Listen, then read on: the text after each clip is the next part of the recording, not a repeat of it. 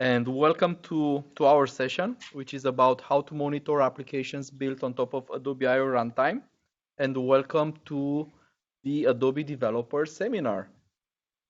Who's going to talk today? My name is Mihai. I'm a product manager. I'm running product management for IO Runtime. We will have Ran, who's the CTO of a company called Epsagon, and then Lars, who's a principal working on Project Helix. I'm going just to make a short introduction about what we are going to talk today, and then pass it to Ran to show Epsagon's capabilities, and then Lars is going to finish our short session sharing his um, impressions or findings while using Epsagon for Project Helix. So let's start quickly with what Adobe I/O Runtime is. Essentially, it's Adobe's serverless platform that it's built on top of an open source project called Apache OpenWhisk. And the whole idea, the whole reason behind I/O Runtime is that we are offering to third parties, enterprises, especially enterprises who are looking into integrating with Adobe solutions or extend Adobe solutions, we are offering with I/O Runtime a consistent model for executing their code. So essentially, third parties can give us their code, and we run this untrusted code because it's not ours, right? Nobody is checking this code on our infrastructure. And we provision the servers as many as they are needed. We scale up, scale down. The third parties are only concerned with giving us the code. As you can imagine, when you build some code that is deployed on somebody else's infrastructure, once you go into production, you really want to understand how your code is performing as it's being live. So monitoring and debugging and tracing capabilities are really important. And this is where Epsagon is going to kick in. But before I go there, a couple of more notes. I/O Runtime is in production. We release at the end of June this year. We have customers that are in production today using our infrastructure, and we have clusters in Amazon data centers in 3 different regions: US, Europe, and Australia. And in March next year, we will be also having clusters in Azure. And with that, I would love to transition to Ran, who's the Epsagon's CTO. Thank you very much for that intro. Let me just share the screen, and please, if you can just confirm that it's working, that would be great.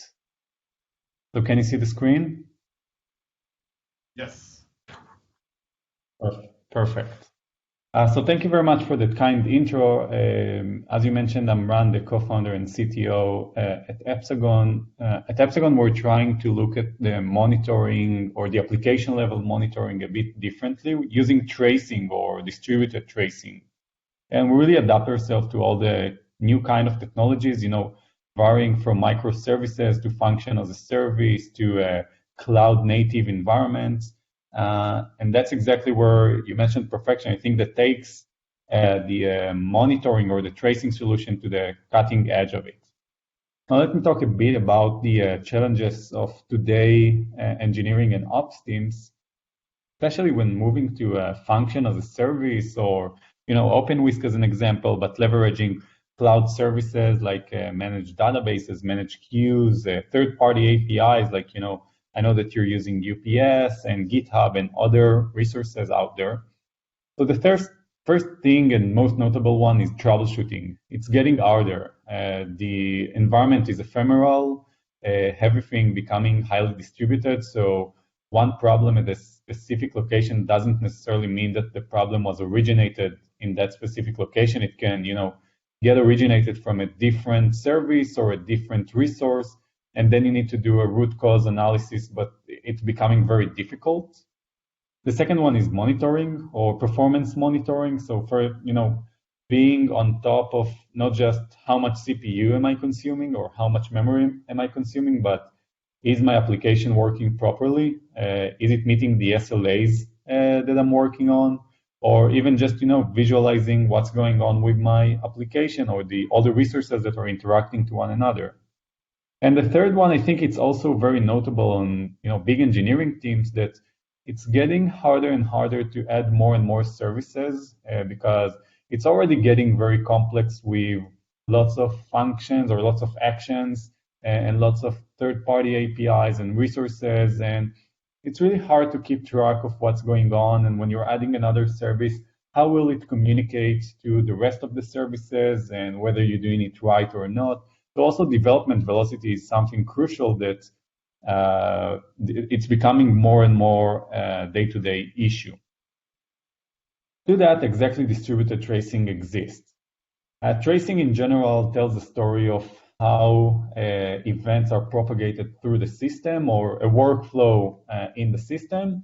Distributed tracing refers to the fact that the system is not just a single monolithic application, but rather to that a highly distributed one. And I think when you're moving to the cloud and you're moving to function as a service, it's becoming much more distributed than you used to have. Distributed tracing is a technique that allows you to visualize or trace down requests as they move into the system. And you can visualize them in two ways. On the left-hand side, it's a chronological representation or a waterfall chart that tells you for each and every resource how long exactly it takes, even if it's async, even if it's running on node, in parallel or different resources, and even if it's distributed in an async way, you'll be able to see all together. The second visualization is more about a story that tells you, okay, you got this request starting from here and it moved to that service using that message queue, and it communicated to the DynamoDB using that call to that operation. So it's a much easier visualization to grasp rather than tons of logs. And that actually leads me to the fact that logs can work for the beginning or for very low scale or for very non-distributed systems.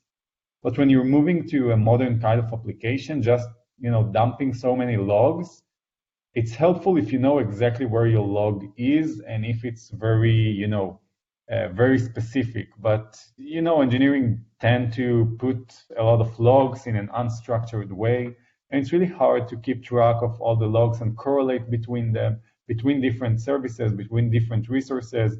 And in such an ephemeral environment, if your action is running and it's gone, it will be hard to recreate it. And then you need to add it with some more prints, debug prints, and so on. I think that I've got a good use case in here from one of our customers that used to have a logging system as their main troubleshooting solution.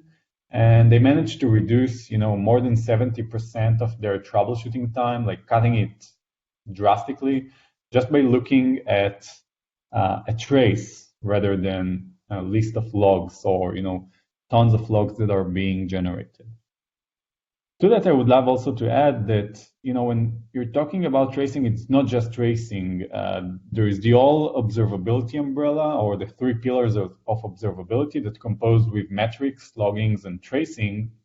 So metrics is pretty straightforward. You want to be able to generate metrics such as CPU and memory and things like that, but also application ones like percentiles for how long it takes to communicate with some service, or how many errors do I get when I'm communicating with the DynamoDB, or for a specific action. The second one is logging. So this is where I go to when I'm having problem and I need to debug my application. Especially in these cases, I know that you're using New Relic, and for logging, if I recall correctly, you're using Splunk. And the problem is that these are two different tools. And when you're trying to correlate between two different tools, you need to start and inject IDs or do some correlations that when New Relic or the metric tool tells you, okay, I find a problem with something, you need to find out that something in your logs, which can be a complicated problem. And to both of these, there is no any tracing solution that allows you to visualize a request from one end to another, and then to correlate back to the logs and back to the metrics. This like a three-way coordination that gives you this kind of observability that otherwise, if it's on different tools, it's really hard to keep track on. If you have any questions, by the way, feel free to ask them. We can defer them to the end of the session, but I just wanted to be interactive. So if you have anything, please feel free to go ahead. Everything I showed so far is exactly why we built Epsagon. We're big believers in distributed tracing, or in tracing in general, as a common mechanism for monitoring observability and understanding what's going on in production. We built it in two ways. One of them is automated and the other one is agentless. Automated in that essence that engineers don't need to be aware of what is a trace or what is a context and how do I propagate or generate IDs and how do I follow between different services. It's too much of a work. It requires so much heavy lifting. And I'll refer to that in a moment with open tracing standards. But that's really hard work to do. And we wanted to remove all this hassle or all this heavy lifting with a library that you just put in your code and wrap your entry point. And from that point on, we take care for instrumentation, we take care for traces, we take care to find out related distributed traces altogether. The second one, agentless, in that essence that you don't need to install something on your server. It's becoming really annoying that you need to install another binary on your server to monitor some CPU and memory stats and things like that. We're, again, big believers in modern kind of monitoring, and that's why we built our SDK in a way that it can, we started with Lambda functions and microservices and OpenWhisk as soon as we started to work with the Adobe team in Germany. And some of our customers are running it on IoT devices, so it really covers any environment anywhere. The last thing that I think worth mentioning is that payload is crucial when troubleshooting. When you're looking at a problem, let's say your database tells you that you had some problem and you want to understand exactly what query generates this problem, so you want to get insight to that payload. Or when you're calling a third-party API and you're getting a status code which is not a good one, like 400 or 500, you're interested to know which URL you called and what was in the headers or in the payload, to be able to troubleshoot it correctly and not, try to find it out in the logs or try to reprint it and wait for the problem to happen again. So that's Epsagon. In a nutshell, I'm going to review some of the key features, and I'm going to focus specifically on OpenWhisk, the things we did especially for OpenWhisk with Lars and his team. So one thing that once you're starting to troubleshoot using Epsagon, the main things that you'll be able to find is the ability to search for traces across your application. So that's really Splunk or Kibana-like experience that you can filter out, any kind of event on a meaningful way. Let's say all post operations that I did to Stripe that included something in the headers or took more than 300 milliseconds because it's slow for me, I'll be able to find out these events. And once I'm finding this event, I'll be able to click on any event. And again, instead of just seeing a log and find any correlation to that log, I will reveal with a story that tells me, okay, you got an incoming request on /order. It invoked your service, your Java service running on ECS, which produced a message to Kafka, which by then consumed by some other service, can be running anywhere, calling to a DynamoDB and putting a message into S3, which calls out a Lambda and then calls out a third-party API. All was captured automatically using the Epsagon library without any code changes, without manual logging. And you can even dive into the specific details of each and every call and see the exact details. I know it's a bit minimized. I will go really briefly to the demo to show some of these things in live, but that's just as a nutshell the capabilities when you're doing right distributed tracing. The integration is very simple. To integrate to OpenWhisk, AWS accounts, or Kubernetes cluster, it's just a matter of a quick deployment or a token that need to be shared. And then the tracing is also very simple for Node that I know that you're using. We already got integration to OpenWhisk environments, but also to any kind of environments. So varying from Express applications to any other web frameworks, and also in Python support Flask, Django, and all the popular web frameworks, and in Java, Spring and Tomcat applications, and also .NET and Go.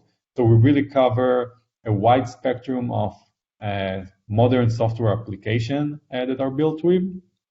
And now to some specific OpenWhisk integrations that we introduced with Lars' team. So first of all, and by the way, this is from Lars' environment. I'm sure that he's going to share some of it in a moment, but this is especially from Lars' environment. So first thing is the actions. So once OpenWhisk integration is set up, we will explore all current actions that are running inside your namespace in an automated way. So you'll be able to see a current snapshot of everything that is going on, which makes some sense when you're trying to understand what's running or what's deployed or what's the configuration of each and every function. Again, this is instead of working with CLI. The other one is to be able to list out all kind of invocations, and for each and every invocation, you'll be able to see result and logs. So once you click on them, you'll get the payloads for the result or the logs that was printed out throughout a specific activation.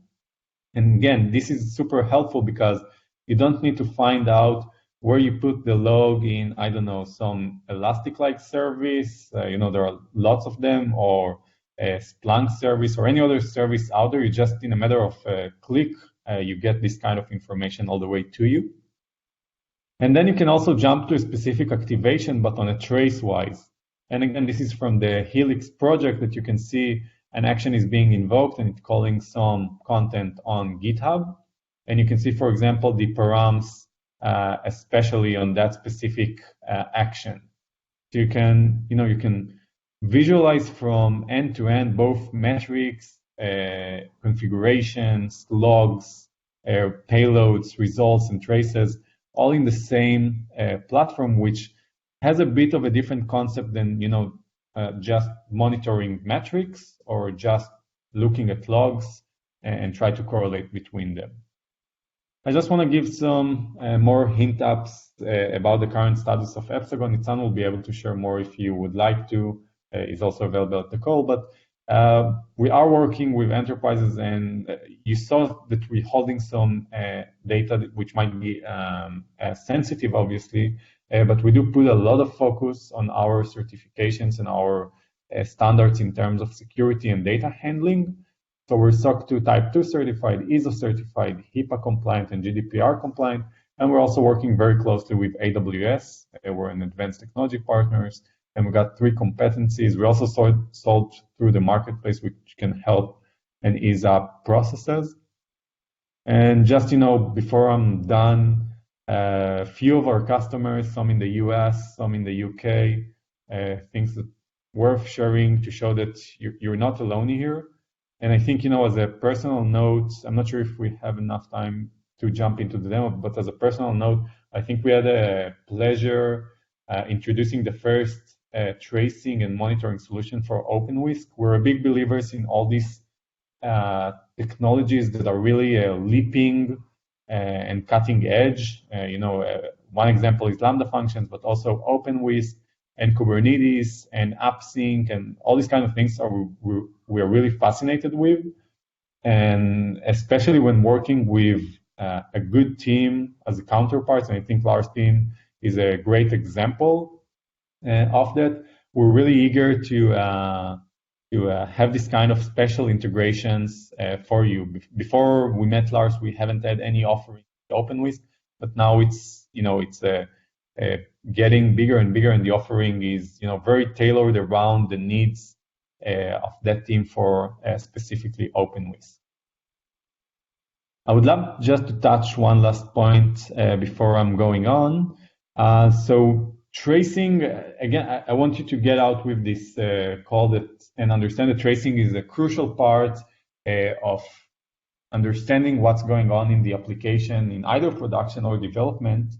And if you're interested in learning more, so OpenTracing/OpenTelemetry, which is the newer standard a bit, but I would recommend to start with OpenTracing, is an open source framework that tells engineers or ops people how to generate this kind of traces in a distributed way. Now, many people tend to think that, okay, since it's an open source, I'll just take it, deploy it somewhere, and I'll have tracing. But open tracing is a bit of a different open source. It's more like a manual or an API. It's actually a framework. The first thing that they say, open tracing is a framework. It means that it just tells you how to collect traces within your code and some standard way to ship them out in a standard way. It means that if you're picking such open source solution, which is good, it means that you're gonna do a lot of heavy lifting in terms of instrumentation, in terms of tracing, in terms of injecting IDs, a lot of training to the engineers.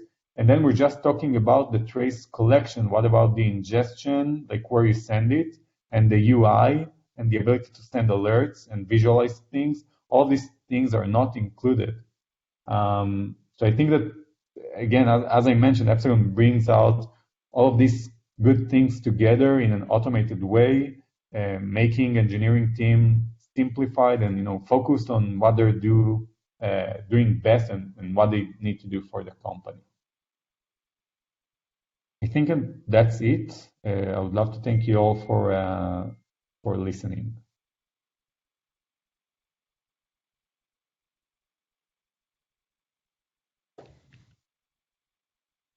Okay, then it seems like it's my turn, and Yep. I'm going to try to share my screen. Okay, good. So in Project Helix, we've been using Epsagon, I think, since this summer. When I met Ran at a conference, I knew Epsagon before, and I said, well, it's a really cool thing. Too bad that it's only working for AWS Lambda and not for OpenWhisk. And then less than 4 weeks later, Ran came back to me and said, hey Lars, we've built an OpenWhisk integration. Can you tell us what you think of it? And we've been trying it. We've been sending pull requests to improve it. We've liked it and we're using it. And I would quickly like to show how we're using it and what it means to us having something like Epsagon in our stack to give us the kind of not just visibility, but really the architectural legibility that is so often lacking and that is so often missing from serverless applications. And to give you some background, in Project Helix, we have lots and lots and lots of little small services. So when you go to github.com/Adobe and you filter just by repositories that are tagged with Helix, about half of these are services, are actual actions that are running on OpenWhisk on Adobe I Runtime. And I've picked one that I wrote myself to a large degree here, which is the Helix embed service. And the whole point of the Helix embed service is to take a URL, like for instance the Epsagon npm page, and you can then call the service. You provide the URL here, you call it, and you get a not very optimized, because it's missing a CSS preview of the page you're looking at, which is ideally suited for embedding. And for instance, if you take a YouTube video URL and put it in, then that works too, and we can see how it's playing. And all of this is based on a bunch of code. But the really interesting part here is that in order to do this kind of resolution, in order to find out what is a good preview for a particular URL, we have to make a couple of HTTP requests, and we have to understand what exactly is going on. And this is something where Epsagon can help us. And the first step in order to get Epsagon going is to simply wrap our existing main function, which we have here, using the Epsagon OpenWhisk wrapper.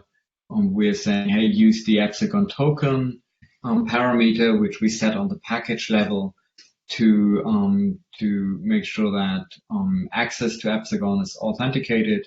We pass in the application name. We say, hey, you can send everything. And we are also flagging which keys should be ignored. So everything that is in all caps is, by our convention, the team, is something that is secret and should not be traced. So it's being stripped out from the traces even before we send it to Epsagon. So Epsagon will never see our private information. Because is excellent. And now when I switch to the left side of the screen, I can see all of the actions. I can see a couple of the activations that have been running recently. And what we do is we have a couple of monitors running in New Relic that are pinging almost every of our actions about every minute or every other minute. And it would be great for this not to show up in the Epsagon logs, because it's not really useful. So we have a number of wrappers. One is this status wrapper, and if you look closely, you can see that we are first wrapping it in Epsagon and then wrapping it in the status. So some of the activations you can see here, you won't see in the traces, and that's absolutely intended that way. So let's see what's going on here, especially in the last hour. And we can see we have a pretty typical pattern here, which is that a number of our requests or a number of our invocations come out as errors. In this case, these are typically 404 requests, HTTP requests that result in a 404 status code, and we can take a look into one of these. Let's scroll down and pick an older trace, so we have a good chance that it's indexed. That's here, for instance, for the Lightroom landing page. We can see on the one hand the various invocations that have been made. We can see that there's a request being made to raw GitHub user content, which is not available. And one thing that is not helpful in this case, where we have really just a single, let's see if we have just a single invocation, but let me see. I think I can find one that is doing a bit.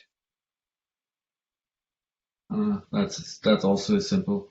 But one of the things that is really useful when you're doing a lot of HTTP requests and a lot of conditional HTTP requests is to look at this timeline, where you can see here we have the invocation, including all the important parameters that the action got invoked with, and this is translating into a GET request that is being made to GitHub, and fortunately here resulting in a status 200. So our processing can continue. And one of the things that we are doing is we're even reporting 404s as errors, which is adding a bit of noise. And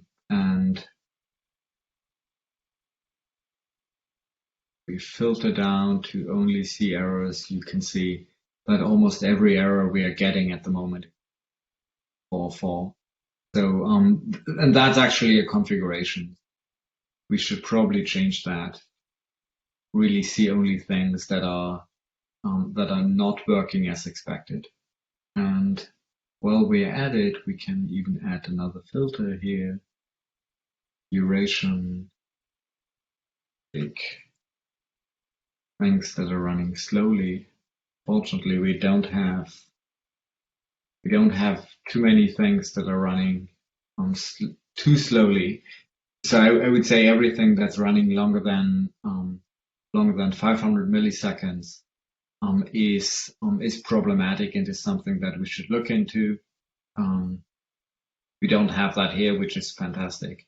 And having this kind of consistent tracing across the board really allows us to spot things that are fundamentally wrong and to quickly troubleshoot things that are wrong when something is breaking.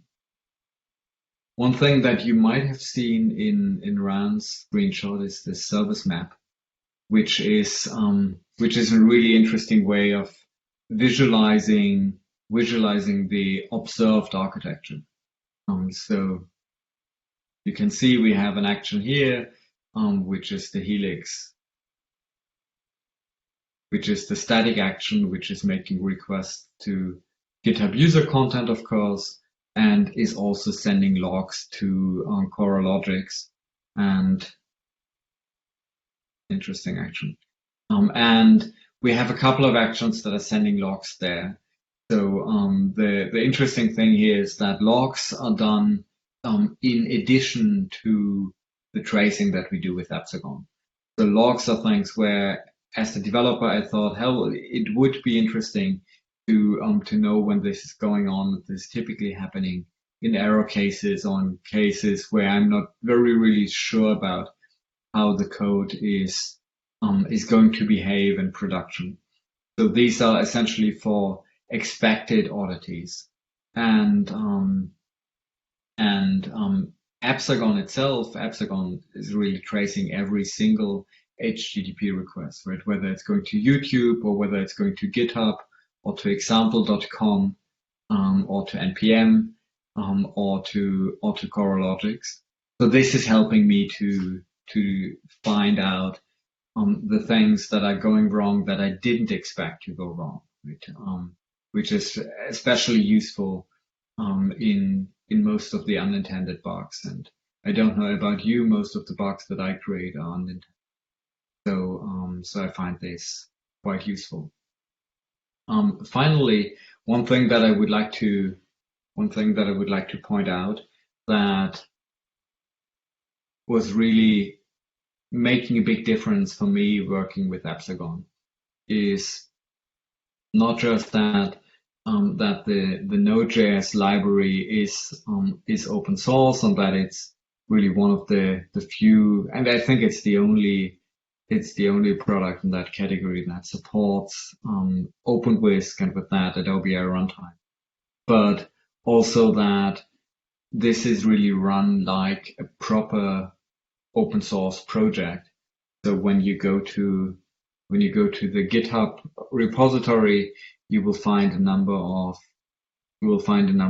pull requests that I submitted and that got merged, which is really telling the story, right? How we started using it in June, had a couple of improvements. Then somebody pointed out, hey, it would be great if you wouldn't log some of the more sensitive data. So why don't you add support for ignored keys and regular expressions? And then, well, the last pull request that I made was merged August 26th, which means for me this library is essentially feature complete. And to see what Ran and his team coming up with, and in the end, Epsagon for us is one tool in a big tool chain. Right? We use Epsagon in conjunction with things like status page, with things like New Relic for constantly pinging our services. We're using it in conjunction with CoreLogix for logging, and we've made sure that that every single new service that we are creating is instrumented and has this 4-line boilerplate code for adding Epsagon status out of the box, so that that whenever we create a new service, which is happening basically on a weekly basis, we can make sure that this service is properly monitored and is properly observable by us, and that we can know what exactly is going on. Okay. So I think with this, it's probably best to stop sharing my screen and see if there are questions. Can you hear me? Yes, I can hear you. There's actually a question in the chat. How is Epsagon different from Datadog APM? Any specific feature that makes it seamless to integrate with our microservices app? Yes, definitely. So Datadog APM is not distributed tracing. It means that it wouldn't connect any events of like going through message queues or HTTP endpoints and things like that. I think that this one thing is a major one. The second part is that integration to log is seamless with Epsagon. It means that I guess you're running some service on AWS, either ECS, EC2, or something similar. Once you put on the Epsagon library, you'll be able to find out for every trace the exact logging that correlate to that. So this is something in between APM and logging.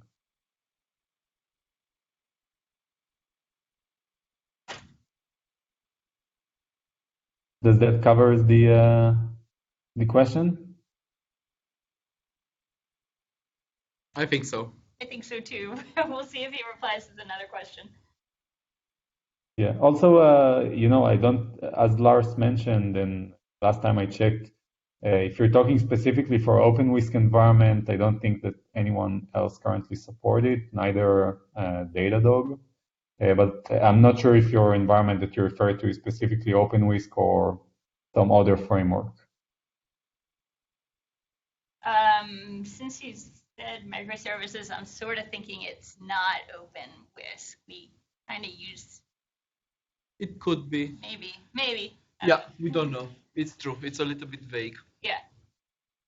Okay, thanks. Another question, is there any kind of performance overhead introduced to the OpenWhisk function due to Epsagon integration? I think, Lars, maybe you can share it, but I'll share the performance metrics we're doing on our end. Yeah. Both to make sure that the library itself doesn't impact the performance. In OpenWhisk, it should be, I think, a bit easier because we're doing things asynchronously, so it doesn't impact the response the customer should get or the process or the activation to the run. But in general, on any environment like Lambda, Target, and things like that, our instrumentation library is really taking all the needed to be precautious in performance or in exceptions and things like that.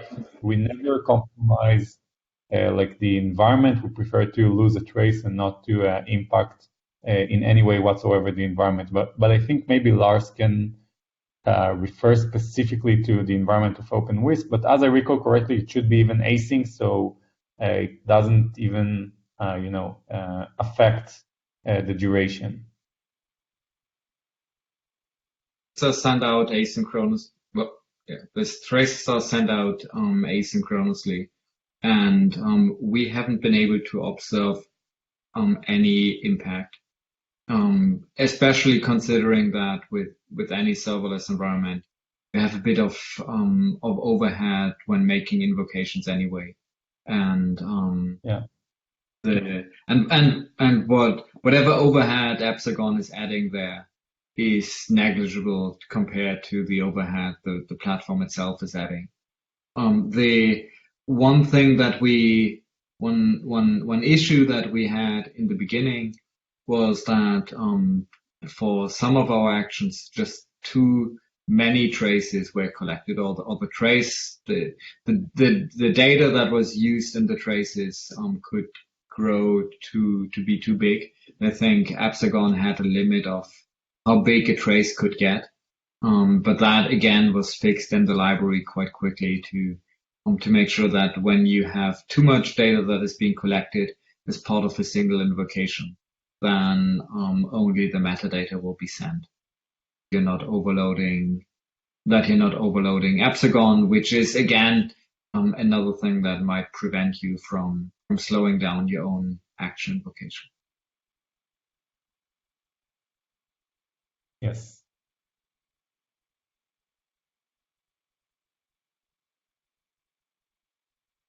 Any other questions?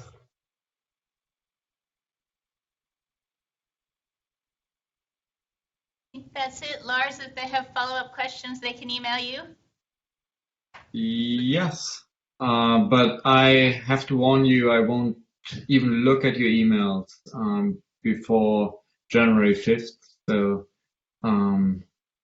if you have questions, fastest way to get them answered is to ask them now. If not, my email address is trailov@adobe.com. Or they can send the question as well, and then I can get in touch with Brian if I need more info and get back. Yeah, you can also use my email, Ran Ribbensap. I send it on the chat, ran@epsagon.com. Feel free to ask any questions that you have over there. Because we still have a couple of minutes left, a quick recap. Adobe I/O Runtime is the serverless platform that it's built at Adobe. It's an extension tool for enterprise customers and third-party customers in general. As you go into production with an application built on top of runtime, you need to have a good understanding of how your app is performing. So monitoring, tracing, debugging, catching early an error, it's critical. And this is where Epsagon helps. They've built a super simple, easy integration between Epsagon and I/O Runtime. They have docs that can guide you through how to make it work. On our developer docs, we point to those docs.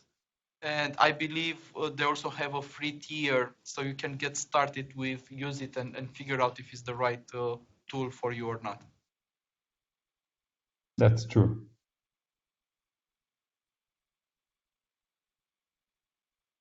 Thanks, everyone. That's it. Thank you so much. Thank you. Thank you, everyone. Thanks, Lars. Thanks, Ran.